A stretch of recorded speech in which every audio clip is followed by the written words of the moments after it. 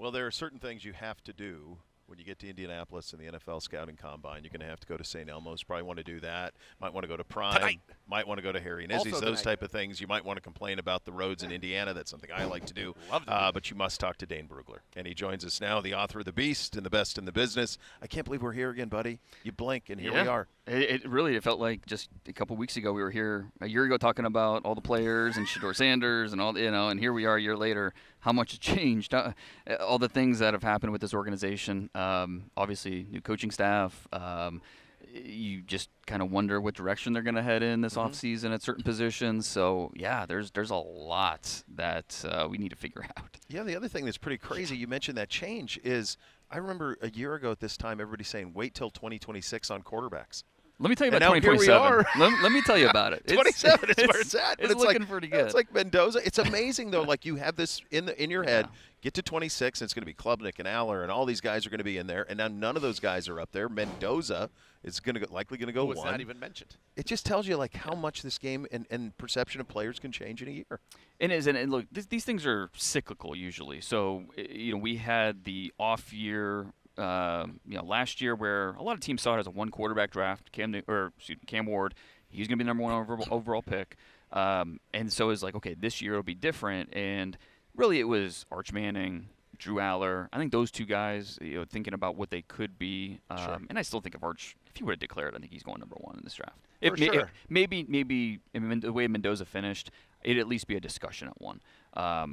But now the way things played out, Manning's going back to school. Aller had the injury, and he wasn't playing great before that injury happened. And unfortunately for him, he didn't have the second half to his senior year to kind of right the ship. And, he's a Brown season ticket holder, so, you hate that for him. I think his dog's name is Ozzie, after Ozzie Newsome. So, this quarterback class didn't really play out the way we thought. By the way, Gibbe does not care if people are Browns fans or not. So don't tell Gibbe all these fun facts. He almost punched me at dinner last night. He did. He almost did. He got very aggressive. Very aggressive. I mean, I'll try to work. I thought it was a nice fact. I'll try to work in a Bowling Green fact, but they just don't have players. So jeez. I'll try. Oh my goodness! Corner has been called right here. Harold Fannon's gone. But yeah, this is we're looking at this draft. It's kind of a one quarterback draft, and it's a very light draft for quarterbacks and running backs, which is rare. Usually, sometimes it's light in one position, not the other. Yeah. But it's for both quarterback and running back to be light. Like right now in my top 100, I only have 6 combined at those two positions, 3 each. We've never seen fewer than double digits combined at those two positions drafted top 100 since '85. Before I was born. So it's something where it's just a unique draft where, and every draft has its own identity. And one of the talking points, one of the themes of this draft is how light it is at quarterback and running back, especially at the top. Let's talk about, because you know this team very well, and you talked about the changes and what influence, and I think there will be substantial influence that Todd Monken has. Certainly, it's been clearly stated the Browns are going to be looking at offense early in this draft, which is music to our ears. We've been banging that drum for quite some time. Weapons, weapons, weapons, weapons. When you look at it and kind of put your GM hat on for the Browns, and as you see this draft, let's just talk strategy. Yeah. You got 6, 24, 39. How would you want to allocate those picks? Let's say, and I think we're likely living in an offensive line receiver world, but as you see kind of the clusters and the clumps and the tiers, how would you be thinking about 6, then 24, then 39? If I'm taking a wide receiver at 6, you better love him. You better believe he is going to be your number one guy moving forward, because there's no guarantee one of those tackles is going to be there at 24. So if I'm okay taking a receiver at 6, you just better have conviction that this is going to be a game changer for us. Do you have conviction about any receiver in this draft? Not to the level of, Malik Neighbors and, some of these other receivers we've seen come out in the past where this is clearly a guy. This clearly transforms our offense. Now, I really like Carnell Tate from Ohio State. I think that he brings a really interesting balance of both precision in terms of his route running, but also a my ball mentality where he can stretch it out and go win down the field. I think he's 12 of 14 on contested catches this year, Yep. like just unbelievable. 9 catches of 40 plus yards. And he was never the number one on his team. He was behind J.J. Smith and Emeka Ibuka last year and all that. So Tate, a big believer in. An interesting part of this now is, as I reported last night, Jordan Tyson, wide receiver, Arizona State, not going to be doing anything here at the Combine. Right, so that hammy. That hamstring's still bothering him. What's the concern with – because the tape shows a top 10, 12 pick in this draft. But what's the worry? It's the durability. Can he stay healthy? And so not being able to be here at the Combine and give a full workout, testing, positional stuff, that's something that could affect his draft stock. And now will he be able to do it at the pro day? That'll be the next question. And if he's not – all of a sudden, while that's unfortunate, if you're a team like the Browns, speaking at 24, you're like, okay. I mean, that's not the worst thing. Maybe we have a chance at him now at 24, where if he was fully healthy, we wouldn't. Because, again, the biggest question with him is just the durability. He missed, I think, 34% of his team's games the last 4 years. So it's as long as your medical team gives you 2 thumbs up and says, look, it's the hamstring's a little tender right now. The knee from his knee injury a couple years ago is okay. As long as the medical team gives you 2 thumbs up, I think that you're looking at Jordan Tyson as a possibility now at 24 and someone that maybe you thought you'd have to get him at 6. Now you might be able to get him a little bit later. Just to tie the bow on Tate, where do you see Tate relative to Tet McMillan last year? I had a higher grade on McMillan. So just behind him, not a huge discrepancy, but McMillan was just a little more fluid and limber in the way that he got open, where Tate has a little bit of that, but I'm really encouraged by the steps he took this year as a more technically sound route runner. The steps, everything has a purpose, the way he can snap out of his breaks. He might be the best sideline receiver I've scouted in a long time, and I think it's a really underrated skill because not only the balance and awareness to walk that fine line across the white, but then also he's got the length where he's going to pull those balls back in bounds, and he did it repeatedly on his Ohio State tape. So Tate is a guy that if you take him at number 6, I don't think anybody's blinking an eye and thinking maybe a little too early. It's more a question of, do you feel good about one of those tackles being there for you at 24? What is the gap for you between those 3 receivers and then Boston, Concepcion, those guys who most people have later? How big's that gap? I think it's a teardrop, but not like a massive, okay, we're going from starters to potential starters and backups. I don't think it's anything like that. It's more, and I think we have to keep in mind too, like what type of receiver do you want? Because these guys are all a little bit different. Tate, I think he's more of your prototypical Z. Mekhi Lemon's more of he can play outside, but I think he does his best work from the slot. The Amon-Ra St. Brown effect. Where Denzel Boston, he's more of your true X. Big physical guy, can win down the field. Casey Concepcion, more of that, can play inside-outside slot. I think Omar Cooper Jr. from Indiana, he's also in that mix who, I think he's a first-rounder all day. He did most of his damage from the slot at Indiana. But his ball skills, the way that he can create after the catch, broken tackles, the toughness, I think he can win inside, outside. So another guy that I think teams are going to be pretty excited about, somewhere in that middle to top 25 range in the first round. Yeah. When you look at the tackles, let's turn it around the other side. How do you like the top of this tackle class? Because if you take receiver at 6, then you're looking at tackle 24. Right. If you take tackle at 6, maybe you're looking receiver 24. How do you like the top of this tackle class and compared to the last time we went in this market in the top 10 when you had Thomas and Wills and Wirfs and Becton? Yeah. How do you see these classes stacking up, and is there somebody you'd pound the table for at 6? It definitely is a unique group because, the top 2 guys were both right tackles, right? Spencer Fano from Utah, Francis Maui-Noah from Miami, and so do you plan on keeping them at right tackle? Is that, because I think that for both of them it's their natural position. And anything projecting them to left tackle would be just that, a projection, where it's guesswork. And even a guy like Maui-Noah, I think a lot of teams, I won't say a lot, I'll say some teams, maybe even half. I don't know how all 32 teams feel, but I know quite a few like him better inside at guard. That's his best position. It's almost like a Zach Martin situation where he could stay outside and big tackle, he'd be just fine. But if you really want to maximize what he can do, moving him inside to guard is really good.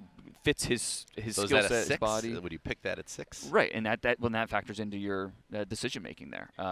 because again, I think a theme of this draft, I mentioned the quarterbacks and running backs, but another theme of this draft is going to be just draft good football players in the top 10, top 12. Because we're going to get caught up so much with Caleb Downs. Can you draft a safety that early? Sonny Styles. Can you draft an off-ball linebacker that early? Jeremiah Love. Can you draft a running back that early? And then also with these tackles, Spencer Fano and Maui Noah, both right tackles. I don't think the left tackle, right tackle means as much these days. Right. But you better feel good about him staying outside at tackle as opposed to needing to move inside to guard. Monroe Freeling was a guy. I remember my first mock drafts I ever did in this cycle was like Thanksgiving, and I put Monroe Freeling in there, and I received a lot of who, like what, like he's not. No one's talking about him going first round. Just wait, because teams are talking about him going first round. And I think he's a guy that if he went back to school, back to Georgia, we'd be talking about him at the top 10 next year.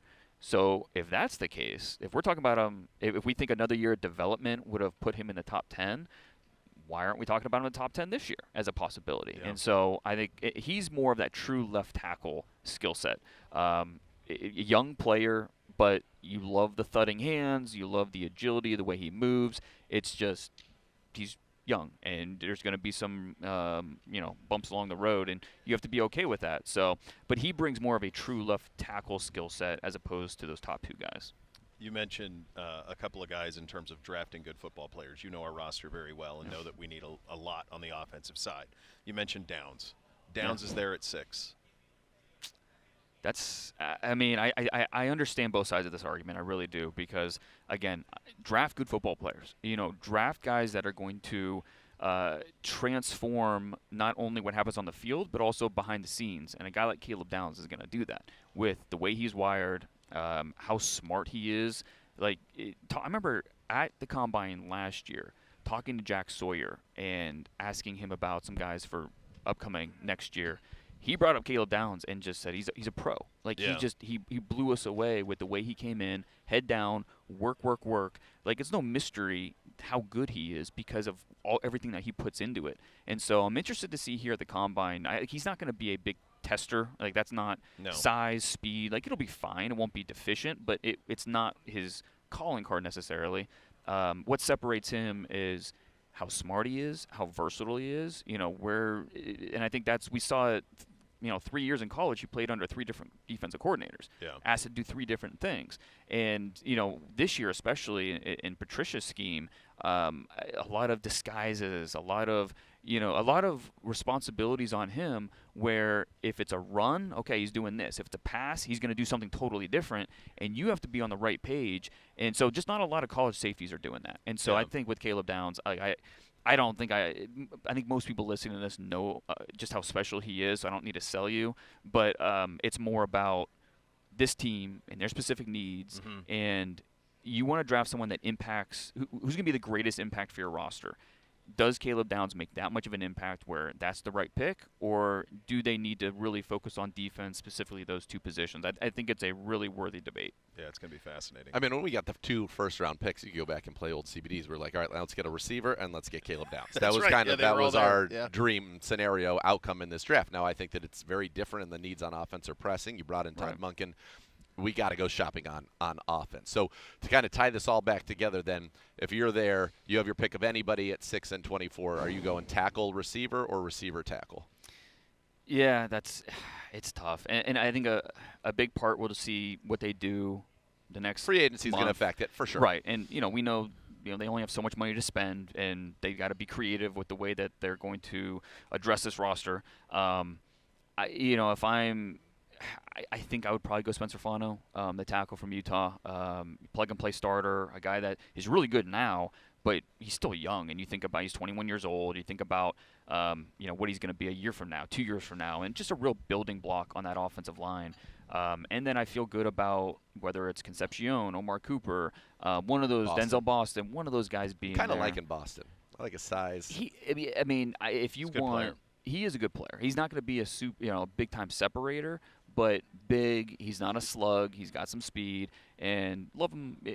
I think some of the tracking stuff, like over his shoulder, is a little iffy, but when he's facing the ball, he will extend, secure the ball, and make plays. So a big big time chain mover in that offense. Do we learn anything, and I'm saying we as the drafter, you as the draft community, but then we as the Cleveland Browns from Jed Wills, and that if we draft a guy who's only been a right tackle, do we maybe think about just saying the league's changed, the right tackle's getting paid just like left tackles? Do we just say, all right, let's just put him at right tackle? Yeah, I don't like the Jed Wills issues. I think were obviously, they're deeper. Why he didn't work out, and part was injury, part of it was other stuff. So I think that just him being the right tackle, I don't think there's a ton of comparison there. As long as you are sold with Fano the person, and everything I've heard, talking to Utah coaches, talking to scouts, he's this big gregarious guy. He's gonna fit in whatever locker room he's in. Still young. He was born in 2004. He's a young kid. So I think as long as you feel good about the maturity and his ability to develop and learn, you're going to be just fine taking him and betting on that. And that pass rushers are left side, right side, like they're coming at you. Yeah. So I don't. Ideally, you want a guy that can play both. And he played left tackle as a freshman, and so it's not like he's completely foreign from it. But it is a little bit of a projection if you're going to talk about moving him over to the left side. So just from a philosophical standpoint, if it's 2 linemen and a receiver, ideally, what's the order of those 3 if you're Andrew Berry? In the top 40? Yeah. I think it really it's hard because it depends on the board falls to you at 24 and then 39. The only thing you control though is 6, right? So that's the one where you're setting the tone. Tate, Fano, or however that Potentially looks. they could both be gone. They might both be. Yeah, Which who knows? yeah. Who knows? It's possible. I think Tennessee at 4 will be really interesting. The Giants at 5 are wide open. So both could be on the board. Neither could be on the board. That is definitely a factor in this. But yeah, I think we're going to hear a lot of, like we do every year, trade back or that. Who no one's trading up. I mean, I won't say no one because it's someone could fall in love with Jeremiah Love or something like that. Yeah, that's what I was saying. Yeah. But I think it's not likely that we see a team really looking to go up and get somebody. So it's hard to really plan that out ahead of time when you just don't know how those first 24, 23 picks are going to go. I will say most years tackles go. I mean, because there's so many teams that need them, and there's more of a drop-off than receiver. In my top 100, I had 17 receivers in there. So, yeah, even though you are taking a little bit lesser of a player, maybe if Denzel Boston's not there and you're waiting till 39, at the same time, you look at the receivers that are there, and I still feel good about this guy or that guy, where at tackle, it's like, okay, this is, where our top 7 tackles are all gone, and we don't feel good about 8, 9, 10. Is there a way to maybe at 6 get the tackle that you want, 24 get a good receiver, obviously, and then at 39, just the way that the league values certain things, maybe get an interior guy that might be maybe a first-round talent per se, but because he's on the interior, you get to swipe him, early second. Like where the Browns got Joel Bitonio, who has been quite good for us for well over a decade. Yeah, I mean, I think the top interior lineman this year is Vega Ioane, Penn State, who, I mean, he's a top 15 player in this draft easy. And then there's a little bit of a drop-off until that next interior guy. Chase Basantis from Texas A&M is my number 2 guard. But he's kind of in that second-round range. I don't think you feel like you're getting a steal with him at that point. But I think it'd be a fine pick because he's a really good player, young player, Jersey kid. I know Ohio State wanted him really bad before he went to A&M. He's another one that you kind of worry about the position flex. Is he a left guard only? Do we feel good about him moving around? So that's something that I think teams are going to really try and figure out during the draft process. It's just can he play these different positions, or is he really just a left guard only? Are there any guys, let's call it 3rd round on, that you really like? When I look at our defense right now, I think Miles Harden played well in the slot, and maybe end up getting one of those safeties who you can make a nickel as well. But are there any kind of safety slots or pure true slots that you really like, and then will linebackers? Because if we're not able to retain Devin Bush, that's a position that we're gonna need. I know this is at least we've heard it's a deeper linebacker draft. I'm not saying I've watched any linebacker tape at all. I think it is. I think it is a deep linebacker group, and so I think you could wait till the 4th round, and I feel like you still feel pretty positive you're getting a good player. So linebacker, I think that they will come away with someone that they really like somewhere in the first 5 rounds. I think that you can do that and feel comfortable. Nickel, third round, trading Stukes from Arizona. A little bit of an older player, so we'll see how this team would be okay with a guy like that. But I think he had 4 interceptions this year. Like, he's got that GGI gear, like go and get it gear. When the ball's in the air, he's going to come down. And so he's a true nickel, where that's where he played in college. That's where he's going to project best at the next level. So I really like Chris Johnson from San Diego State. If he's there in the third round, I think that'd be a steal at that point. This is a corner nickel group where I think that through the third round, I like the depth, the talent. Then I think there's a little bit of a drop-off. And so I think if you want to come away from this draft with a corner or a nickel, third round might be kind of that sweet spot. Yeah. When you look at Todd Monk in Baltimore, obviously Mark Andrews, and we've got Harold Fannin. They also had Isaiah Likely, and they also had Charlie Kohler, who was a big part of their run game. Any kind of tight ends that you like in this draft that could be that second tight end in some of our 12 personnel? Well, kind of just like linebacker, this is a deep group of tight ends where you could take one early. Kenyon Sadiq is going to go somewhere in the first round, and then I like Max Clare from Ohio State, Eli Stowers from Vanderbilt. Those guys will be day 2 picks. But you can wait until round 4, round 5, round 6, and get a good tight end. Will Kachmarek from Ohio State, he was the other Ohio State tight end, but you look at Jackson Hawes and the impact he made for Buffalo as a rookie last year, as someone that when he's targeted, he'll catch the ball, but his blocking, that's really what's going to separate him. Kachmarek is that guy from the Buckeyes, who, again, when he's targeted, he catches the ball. He didn't have a single drop in 2 years at Ohio State. But his bread and butter is the blocking, both pass protection, and then when he gets after it as a lead blocker, he will run through guys' face, bury them into the ground. And so if I can get that in the 4th round, I'm feeling good about that. It feels like somebody we would like enjoy. And this is a good draft for those guys. Nate Borkicker from A&M. It is a deep tight end class where you think about the Browns specifically, we don't need to draft one in the top 100, but once we get to day 3, there'd be 4 or 5 names I'd be circling. Like, let's come away with one of these guys by the end of the night. I always remind our audience of this. It's your business to know all this stuff. It never ceases to amaze me that we can drop any position, any player, and he's on it. And on it. Round projections. Like, we're talking 4th round tight end. Like, you're the never best, nervous like you said, about putting him on the job, spot. right? Never nervous about putting him on the spot. No, because there is no spot. How many years for you, by the way, is this with the Beast and at the Combine? This is my 16th year at the Combine. 2011 was my first, which was, I think it was Cam Newton year. So that was fun. It's crazy the way it's evolved since those days. And then the Beast, my freshman year dorm room was kind of the first year I put it together. So it's been a minute down there at Mount Union, McCreary Hall back in the day. It's every year you try to top it, try to get better, and so this year it's a challenge every year to try to take it to that next level. And we've got some things cooked up, and so I can't wait to share it with everybody. You're the best, awesome. buddy. Thank you for Thanks, your time. guys. Appreciate it.